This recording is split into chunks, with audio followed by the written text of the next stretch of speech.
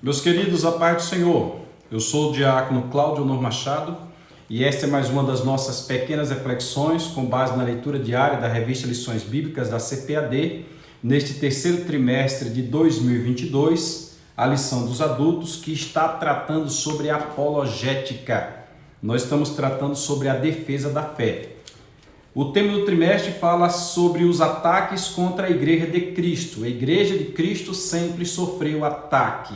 A Igreja de Cristo chegou a ver muitos dos seus membros lançados nas arenas para servirem de espetáculo para a população que ali estava e servirem de alimentação para as feras ou então para serem rasgadas ao meio pelos gladiadores. Igreja que sofreu perseguição, igreja que muitos dos seus membros foram queimados, foram enforcados, foram amarrados e receberam flechadas e assim por diante.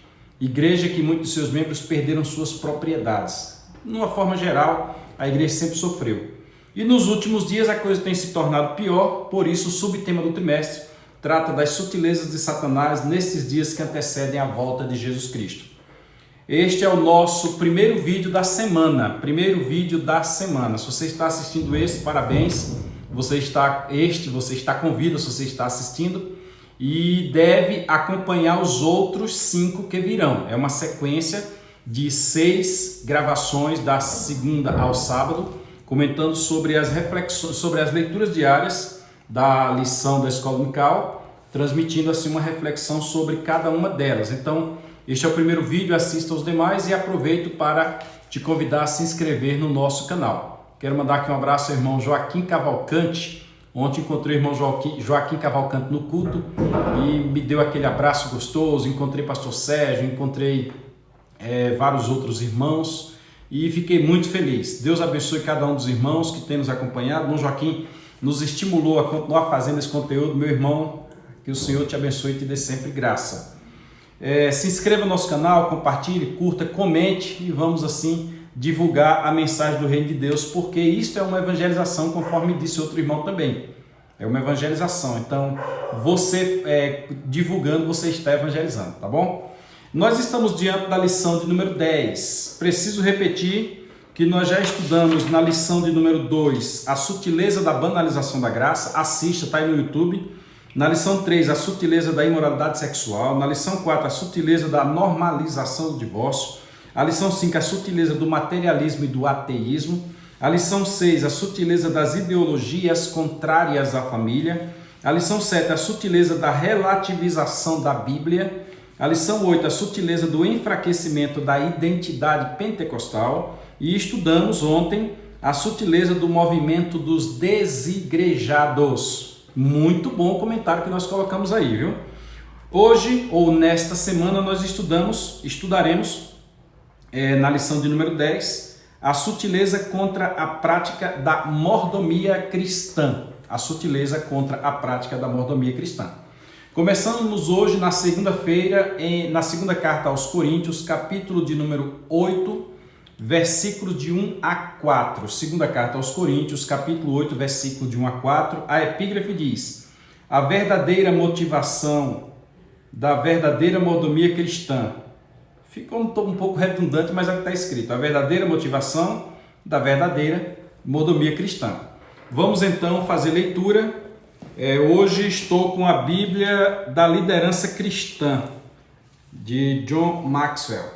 Bíblia da Liderança Cristã, cuja tradução certamente é a versão Almeida atualizada. Almeida Revista Atualizada, certo?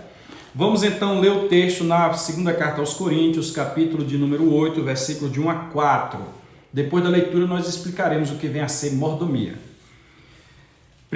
Segunda carta aos Coríntios, capítulo 8, versículo 1. Também, irmãos, vos fazemos conhecer a graça de Deus concedida às igrejas da Macedônia, porque no meio de muita prova e tribulação, porque Paulo quase foi morto na Macedônia, se ele não foge lá de Tessalônica, ele era morto, manifestaram abundância de alegria, e a profunda pobreza deles superabundou em grande riqueza da sua generosidade. Isso quando Paulo estava preso depois da terceira viagem missionária. Não, essa carta aqui, isso aqui foi da segunda viagem missionária. Aqui Macedônia mandou para Paulo oferta quando Paulo estava já na prisão em Roma, mas aqui nós estamos tratando de Corinto, e Corinto ainda foi durante a segunda e terceira viagem missionária. A grande riqueza da sua generosidade, porque eles, testemunho eu, da medida de suas posses e mesmo acima delas, se mostraram voluntários, pedindo-nos com muitos rogos a graça de participarem da assistência aos santos. A igreja de Macedônia pediu, quase que pelo amor de Deus, que deixasse eles participar da assistência daqueles servos de Deus. E pronto, aos santos, este é o último versículo que nós tínhamos que ler. Pois bem, vamos compreender a situação, contextualizar e etc. Paulo está na sua terceira viagem missionária. Nas primeiras viagens missionárias, na segunda viagem missionária, Paulo passou pela Macedônia. Ele, a partir do capítulo 16, versículo 8 ou 9 de Atos dos Apóstolos, diz-nos que ele chegou em Troade e quando estava em Troade teve um sonho de noite. A partir do momento, justamente o momento em que Lucas passa a andar junto com ele, que até esse momento Lucas não andava. E lá foi dito, passa a Macedônia. Ele teve uma visão de um homem vestido com roupas como da Macedônia, e esse homem dizia para ele, passa a Macedônia e ajuda-nos. Ele então entendeu que já que quis ir para um lado, o Espírito não deixou, quis ir para outro, o Espírito não deixou, era linha reta, atravessando o oceano e chegando àquele outro continente, que é o continente europeu. Ele saía do continente asiático e ia para o continente europeu. E ao chegar na Macedônia, nós temos ele passando por Filipos, que nós temos lá que ele foi preso, lá em Filipos, e depois ele foi para Tessalônica, que é a primeira cidade da região da Macedônia. E de Tessalônica, Paulo então desce a Corinto. Ele passa por Bereia, vai para Atenas, e de Atenas Paulo chega a Corinto. Pois bem, alguns problemas foram registrados a Paulo na terceira viagem missionária relacionada a Corinto. Paulo então escreve a Corinto sobre estes problemas, rebatendo esses problemas, orientando aquela igreja e coisas do gênero. E no final, ele então escreve a aquelas pessoas, registrando na sua carta aquelas pessoas que os ajudaram. E ele faz questão de registrar, nós estamos na terceira viagem missionária, de registrar que os crentes de Tessalônica, mesmo tendo pouca posse, os crentes de Tessalônica abundaram. Eles mandaram uma oferta muito superior às suas posses e eles mesmos pediram para serem cooperadores de Paulo, porque mesmo tendo sido expulso da sinagoga lá em Tessalônica, quase tendo sido morto, mas muitos se converteram. E Jason, por exemplo, é um desses exemplos, pois o próprio Jason foi preso e o próprio Jason acabou tendo que pagar fiança para poder ser solto. Então se tornou um cristão convicto, daqueles que teriam prazer em sofrer por causa do Evangelho. Neste sentido, os irmãos mandam para Paulo uma ajuda, porque Paulo estava recolhendo uma oferta para levar para os irmãos de Jerusalém, porque os irmãos de Jerusalém passavam da Judéia como um todo, passavam por uma grande dificuldade financeira. E no meio desta ajuda, veio a ajuda aos irmãos de Jerusalém e veio a ajuda também aos companheiros de Paulo. Paramos por aqui. Esta semana nós estamos estudando sobre mordomia cristã. A Assembleia de Deus em Luiz Eduardo Magalhães, ela tem o costume de todo início de ano trazer nas congregações um estudo sobre mordomia. Nós temos uma apostila que foi feita por nós mesmos, pelos obreiros, e nós sempre trazemos no início do ano para que os irmãos compreendam que os irmãos, todos nós, somos mordomos de tudo que Deus nos deu. Como assim? Às vezes, eu compreendo que o que eu tenho é meu, mas na realidade eu não domino nem o ar que eu respiro.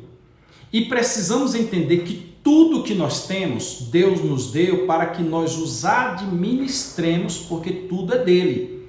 E se nós administrarmos para o bem, o Senhor, vendo a nossa capacidade, vai fazer conforme o Senhor Jesus disse na parábola: servo bom e fiel, foste fiel no pouco, sobre o muito te colocarei. Entra no gozo do teu Senhor.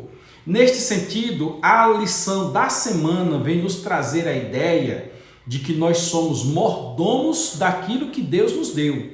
Nada que eu tenha me capacita a ser melhor do que ninguém. Nada do que eu tenho me dá o direito da justificativa de não querer servir a Deus porque eu não vou pegar os meus bens e assim por diante.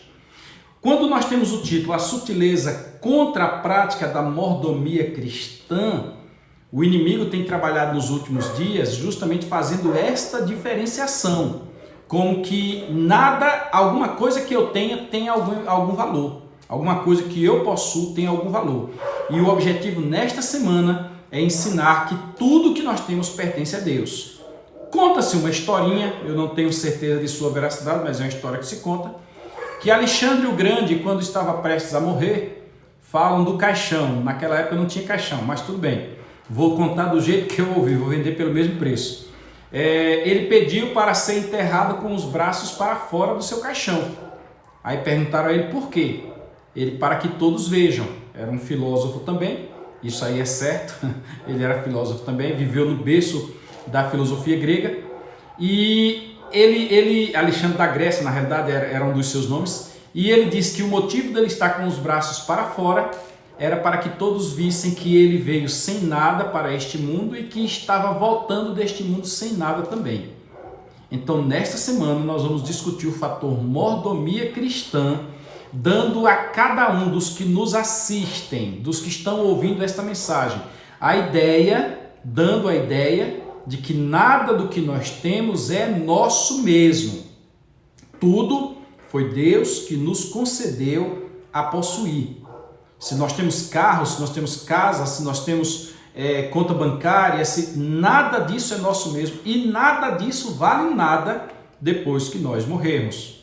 Existe a ideia dos egípcios que pegavam as suas riquezas, escondiam lá nos seus sepulcros, e para que quando o Amon-Ra os ressuscitasse, eles então pudessem valer daquelas riquezas que não tem base bíblica, que não é assim que a coisa acontece. Sendo assim, fique conosco que nós vamos discutir vários assuntos esta semana. Esta ideia de que você merece ter mais voz na igreja pelo fato que você tem dinheiro, não bate com os ensinamentos bíblicos nem com a vontade de Deus. Pelo contrário, no ministério de Jesus e no ministério de Paulo, algumas irmãs abastadas, a Bíblia deixa isso bem claro, utilizavam os seus bens para patrocinar o ministério do Senhor Jesus Cristo ou o ministério do apóstolo Paulo e de vários outros homens. Nós temos aqui igrejas se dispondo, os irmãos daquelas congregações se dispondo para ajudar o ministério. Como assim? Eu estou pedindo aqui oferta para obreiro algum? Não, não estou e nem peço também para o nosso canal. Alguns aí pedem, eu nem peço para o nosso canal.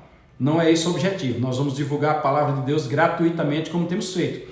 Mas você precisa entender que é para o reino de Deus que nós trabalhamos. Você precisa entender que o teu tempo precisa ser administrado. Nesse sentido, nós temos aí uma live minha e do presbítero Maciel, que fala sobre primícias, uma questão de honra. Primícias, uma questão de honra. Assista aí no YouTube e você vai entender melhor o que nós estamos dizendo.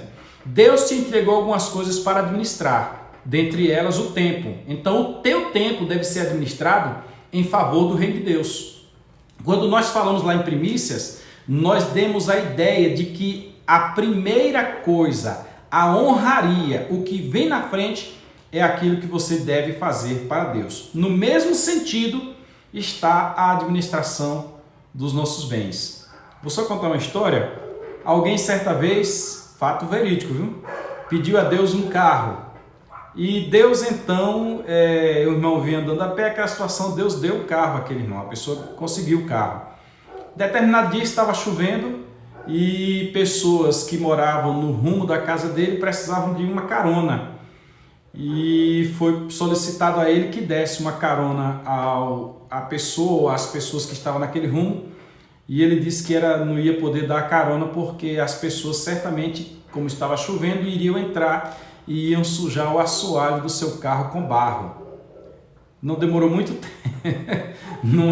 Não é uma métrica verdadeira, quem não faz perde os bens, não é. Mas nesse caso dessa pessoa, não demorou muito tempo e esta pessoa voltou a ficar de pé e de bicicleta, e certamente ela, se fosse dada a oportunidade dela dar carona à pessoa e sujar o assoalho do carro, mas permanecer com o carro, certamente ela ficaria. Não estou dizendo que, generalizando, dizendo que é assim que acontece com todo mundo, mas entenda, nada do que você tem é teu, tudo pertence a Deus. A Bíblia diz que do Senhor é o céu, do Senhor é a terra e a sua plenitude, o mundo e aqueles que neles habitam. Então nós não passamos de mordomos. Não vá em ideias contrárias e entenda que Deus é dono de tudo e Ele poderá te dar muito mais. Ficamos por aqui por hoje. Amanhã certamente falaremos sobre o perigo do amor ao dinheiro na vida do crente. Crente usurento. Alguns só vivem em busca do vil metal. Quando na realidade Jesus disse, onde estiver o vosso tesouro, aí estará o vosso coração. Então, junto o tesouro do céu. Fiquem todos na paz do Senhor. Deixa aí o teu comentário, me diz aí o que você achou acerca disso. E compartilha, gente. Compartilha isso aí. Vamos evangelizar outras pessoas com a palavra do Reino de Deus. A gente pensa que só evangeliza se dizendo Jesus Cristo salva. Mas Jesus Cristo salva mesmo. Porém, todos os textos da Bíblia está escrito que para o nosso proveito foi escrito. Deus te abençoe. Fiquem todos na paz do Senhor. Se inscreve no canal aí, viu?